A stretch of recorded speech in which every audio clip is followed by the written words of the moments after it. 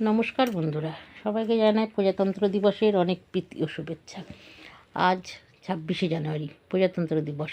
সেই হিসেবে আমার নিবেদন প্রজাতন্ত্র। 1949 সালের 25শে নভেম্বর বাবা সাহেব আম্বেদকরের নেতৃত্বে গণপরিষদে নির্বাচিত রাজেন্দ্র প্রসাদের সভাপতিত্বে সংবিধানের চূড়ান্ত খসড়া পেশ করা হয় এবং 1950 সালে 26শে জানুয়ারি গৃহীত হয়।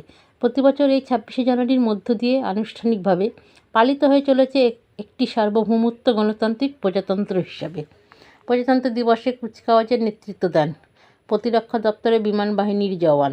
1950 সালে 26শে জানুয়ারি নতুন এক সংবিধান প্রবর্তিত হয়। এই সংবিধান দ্বারা ধর্মনিরপেক্ষ গণতান্ত্রিক রাষ্ট্র প্রতিষ্ঠিত হয়। বীর মুক্তিযোদ্ধাদের শ্রদ্ধাঞ্জলি জ্ঞাপন করে প্রজাতন্ত্র দিবস যাই পালন করে, যা ভারতকে জগৎসভায় বিশ্বের বৃহত্তম গণতন্ত্র রূপে রূপান্তরিত করে। সংবিধান হলো আমাদের গণতন্ত্রের একমাত্র মেরুদণ্ড।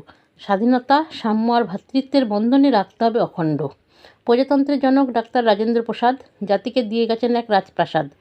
খেয়ে পরে বেঁচে থাকার প্রাসাদ, ভালো নাগরিক হবার আকাশ।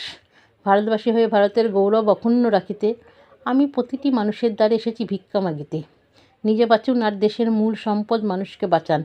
স্বদেশী বেঈমানদের দেশের পবিত্র মাটি থেকে হটান।